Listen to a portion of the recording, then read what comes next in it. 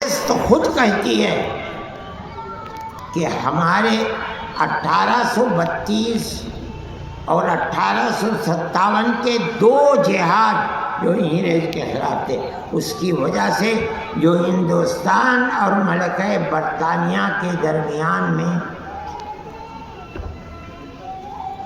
غلط فہمی پیدا ہوئی ہے، کانگریس اس غلط فہمی کو دور کرنے کے لیے بنائی جا رہی ہے۔ کہاں زمین و آسمان کا فرق ہے۔ جمعیت علماء کی بنیاد ہے ملک کو آزاد کرانا، انگریز کے منہ کو کالا کرنا۔ کانگریس کی بنیاد یہ نہیں تھی۔ لوگوں نے پوچھا حضرت گنگوئی رحمۃ اللہ علیہ سے کہ ایک جماعت پیدا کی گئی ہے جس کے اندر ہندو شریک ہے، انہوں نے بنائی ہے، کیا مسلمان اس میں شریک ہو سکتا ہے؟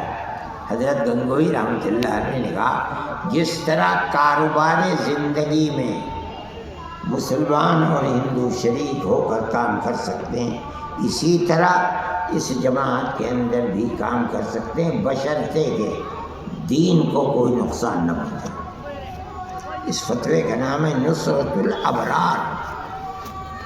ہوگا دارالعلوم کے کتب خانے کے اندر، اب تو بازار میں نہیں ملتا ہے، لیکن بعض لوگوں نے تاریخیں لکھی ہیں، ان تاریخوں کے اندر نصرت الابرار کا ذکر ہے۔ یہ حضرت گنگوئی رحمۃ کانگریس، میں نے آپ سے کہا آپ غور کیجئے، کانگریس ملک کی آزادی کے لیے نہیں بنائی گئی تھی، غلط فہمی دور کرنے کے لیے بنائی گئی تھی۔ حضرت گنگوئی رحمۃ اللہ علیہ نے فتویٰ دے کر آزادی دے دی کہ گھسو اور گھس کر کانگریس کی بنیاد کو ختم کر کے اپنی بنیاد کو قائم کرو۔ چنانچہ اس طرح کانگریس میں مسلمان گھسا، اور وہ لوگ علماء ہی تھے، انہوں نے گھس کر کانگریس کے جس مقصد کے لیے ختم کر کے آزادی وطن کے اوپر کانگریس کو ذات میں کھڑا کر دیا۔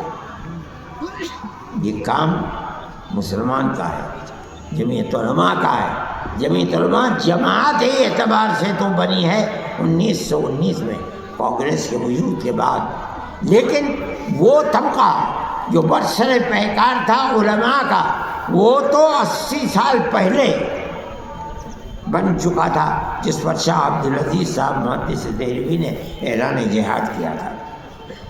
اور اس اعلان جہاد کی اتنی طاقت تھی کہ کانگریس کو اپنے رخ کو پلٹنا پڑا، اور جو جمعیت علماء کہتی تھی اور علماء کہتے تھے اسی پر آنا پڑا۔